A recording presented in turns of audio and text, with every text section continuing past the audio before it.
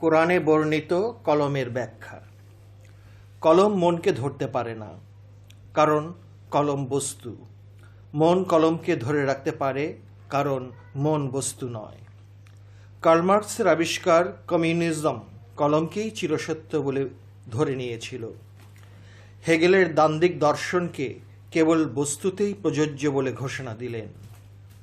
Hegel জানতেন মার্কসের দর্শন মাঠে মারা যাবে, কেবল সময়ের আপেক্ষিকতায় বলে দেবে, হয়েছেও তাই। কারণ মনকে বস্তুর একটি অংশ বলে লুকোচুরি মার্কা ব্যাখ্যা দিয়েছিলেন মার্কস। দৃষ্টির স্থূলতায় লেনিন আর মাওসেতুং লুফে নিলেন। প্রয়োগ করতে গিয়ে বল প্রয়োগ করলেন। বল প্রয়োগে কিছুদিন টিকে থাকলো বটে, কিন্তু পরে মাঠে মারা গেল। কারণ বস্তুর উপর বল প্রয়োগ চলে, কিন্তু মনের উপর নয়। মনের উপর বল প্রয়োগ করতে গেলেই একদিন না একদিন ভেঙে পড়বেই, কারণ এটাই যে স্রষ্টার দেওয়া চিরন্তন সত্য।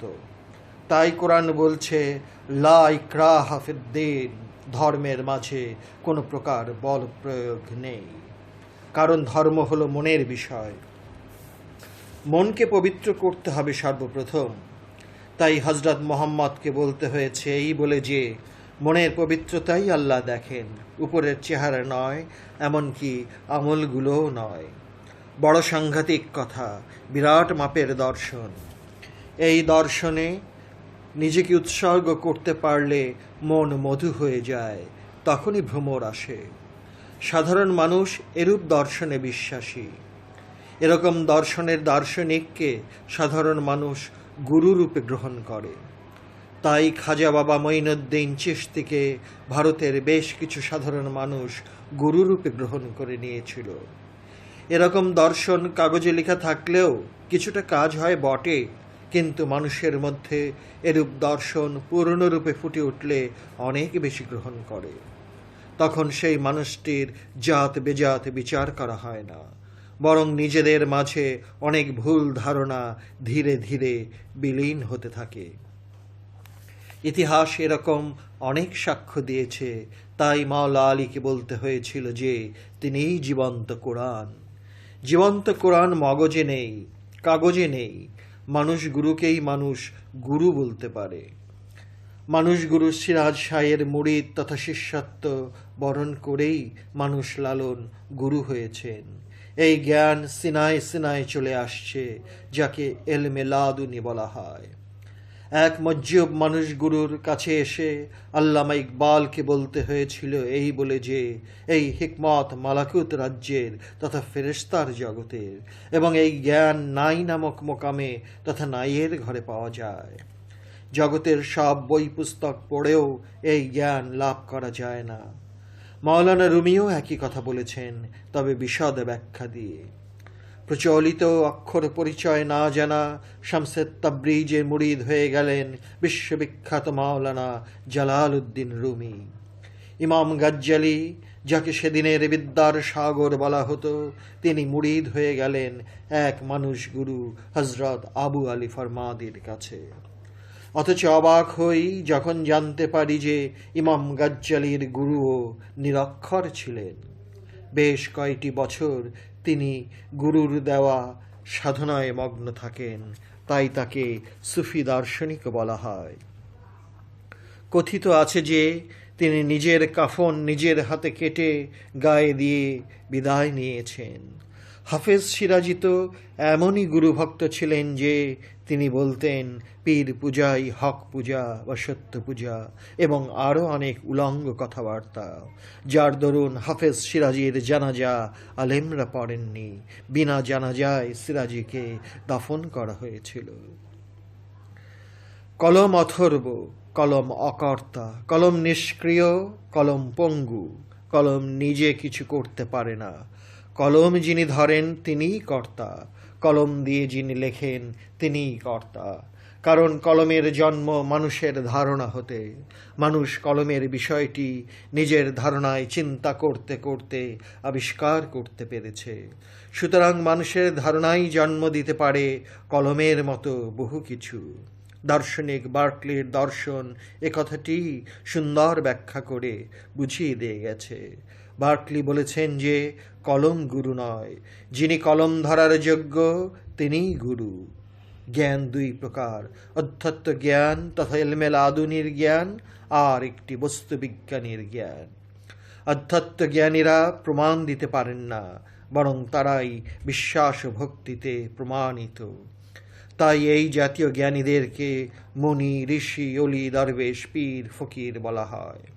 আর যারা বস্তুর বিজ্ঞানী তারা প্রমাণ দিতে পারেন, তাদের নিজেদেরকে প্রমাণ করতে হয় না।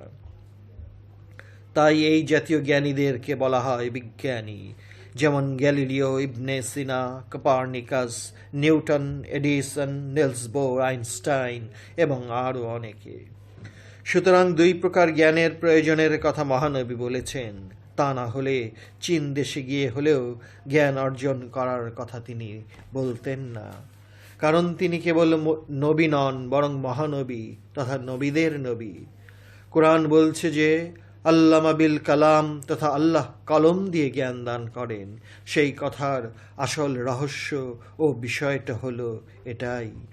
এটা যারা বুঝতে পারেন না তারা অনুষ্ঠানে ডুবে থাকেন এবং বাকিতে কেনাবেচা করেন। এটা যারা বুঝতে পারেন না উহা তাদের দোষ নয়, বরং তকদিরের লিখন। তকদির পূর্বজন্মের কাজকামের যোগফল, আপেক্ষিক বা চিরন্তন নয়।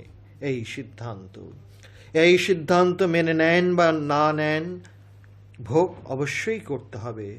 আল্লামা ইকবাল বারবার এই কথাটি বলে গেছেন। ভগবান বুদ্ধ হতে শুরু করে ভগবান শ্রীকৃষ্ণ, মহাবীর আর গুরু নানক এরকম কথাই অনেক রকম ভাষায় বলে গেছেন। এমনকি কনফুসিয়াস এবং জারাথুস্ত্র পর্যন্ত এ বিষয়ে অনেক প্রকার ইঙ্গিত ইশারা দিয়ে গেছেন। তবে মহানবী একটু আশার আলো দিয়েছেন এই বলে যে তকদির অনেক সময় দোয়ার মাধ্যমে বদলায়। অবশ্য তকদিরে মুবরাম নয়, কারণ তকদিরে মুবরাম বদলায় না এবং বদলাবার বিধান কোরআন হাদিসে নেই। এই দোয়া কার দোয়া বলে প্রশ্ন আসতে পারে। উত্তর পাই পিতা মাতা গুরুজন হতে এমনকি পথের ভিখারির দোয়াও লেগে যায়। অভিশাপ দোয়ার মতো পাশাপাশি চলে। অভিশাপ অনেক সময় কাল সাপের দংশনের মতো কাজ করে। অলিদের দোয়া যেমন কাজ করে, অভিশাপও সেরকম কাজ করে। তবে সঙ্গে সঙ্গে ফলটা পাওয়া যায় না বলে অনেকে বিশ্বাস করতে চায় না। কারণ দোয়া এবং অভিশাপ মূর্ত, যাহা দেখা যায় তা নয়। উভয়টি বিমূর্ত, দেখা যায় না। বিমূর্ততে বিশ্বাস করা বড়ই কঠিন। বিমূর্ত বিজ্ঞান যখন মূর্ত হয়ে ওঠে তখনও কিছু লোক বড় কষ্টে বিশ্বাস করে এবং ভুল ধরার ব্যর্থ চেষ্টা চালায়। চাঁদে মানুষের পা রাখাটা সেদিনও অনেক শাস্ত্রজ্ঞ বিশ্বাস তো করেনি, বরং বিশ্বাস করাটা কুফরি বলে ফতোয়া দেয় এবং এরকম উল্টাপাল্টা ফতোয়া দিয়ে সরল মানুষদেরকে নানা রকম বিভ্রান্তির ফাঁদে ফেলে দেয়। কলম বলতে বোঝায় মহাজ্ঞানী, অবশ্য ভাষায় সঠিক শব্দটি বসাতে পারলাম না।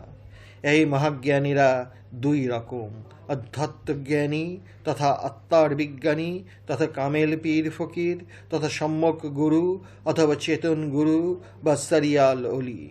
আর বস্তুর মহাবিজ্ঞানীরা সমাজে বিজ্ঞানী বলেই পরিচিত। তবে বিজ্ঞানীদের মাঝে ছোট বড় অবশ্যই আছে, কেউ বড়, কেউ খুবই বড়। সেরকম আত্মার বিজ্ঞানীদের মাঝেও ছোট বড় এবং খুব বড় আছে। আবার এক প্রকার আত্মার বিজ্ঞানীর পরিচয় আমরা সূরা কাহফে পাই। তাদেরকে কোরআনের ভাষায় আব্দুহু বলা হয়, সমাজে খিজির নামে পরিচিত।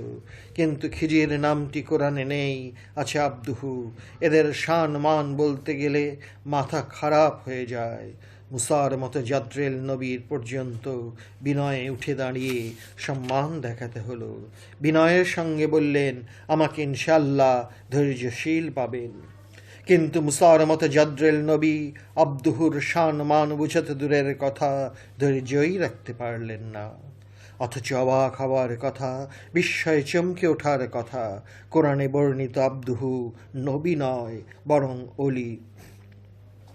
অলির মর্যাদাটি কোরআন কোথায় নিয়ে গেছে দেখলে এবং পড়লে চমকে যেতে হয়। অনেক কিছু লিখে বুঝিয়ে দিতে পারতাম, কিন্তু শরীয়ত থাকে না বলে চুপ করে থাকতে বাধ্য হলাম। বাংলাদেশের আব্দুহু হলেন হজরত বাবা মাওলানা সুলাইমান শাহ, যাকে ল্যাংটা সুলাইমান বলা হয়। চাঁদপুর জেলার মতলব থানার বেলতলিতে তাঁর রওজা। আব্দুহুর কোনো মুরিদ আছে কিনা আমার জানা নেই, তবে ভক্ত থাকে অনেক। আব্দুহুর রওজায় ন্যায় সঙ্গত কিছু চাইলে পাওয়া যায়, যদি নিয়ত পরিষ্কার ও ঠিক থাকে। কথায় কথায় বলতে বাধ্য হচ্ছি যে বাংলাদেশের সুলতান হলেন বাবা হজরত মাওলানা শাহ জালাল। যদি আব্দুহু হেঁটে যেতে থাকে পথে, যত বড় অলিরাই বসাই থাক না কেন, আব্দুহুকে দেখা মাত্র উঠে দাঁড়িয়ে সম্মান দেখাবেন। কারণ অলিদের আমিত্ব নেই, তারা শৃঙ্খলা বা চেইন অফ কমান্ড মেনে চলেন। চেইন অফ কমান্ড তারা ভঙ্গ করেন না এবং করার প্রশ্নই ওঠে না। যার মাঝে আমিত্ব আছেন তিনি মেকি অলি তথা অলি নামের কলঙ্ক। এরাই আবার মেকি অলি সেজে সাধারণ মানুষকে ধোঁকা দেয় বলে আসল অলিকেও তখন মেকি মনে হয়। তখন অলিদের পথ ছেড়ে অন্য পথ ধরে।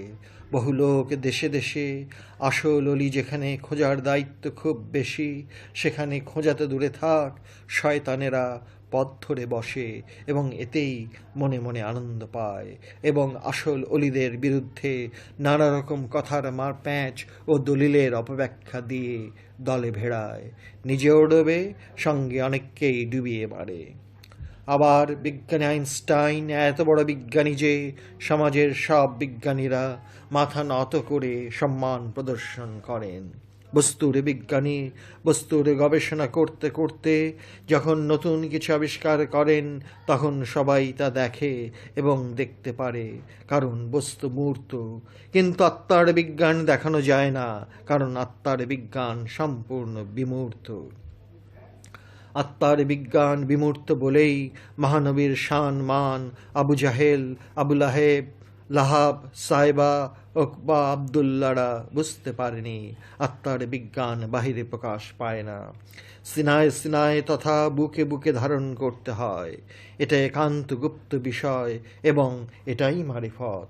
এই আত্মার বিজ্ঞান মহানবী হতে অর্জন করেও বিশেষ সাহাবারা সাধারণ মানুষদেরকে বলতে পারেননি, বরং গলা কাটা যাবে, পাথর ছুঁড়ে মারবে বলে মহান সাহাবারা প্রকাশ্যে সবাইকে বলে দিয়েছেন।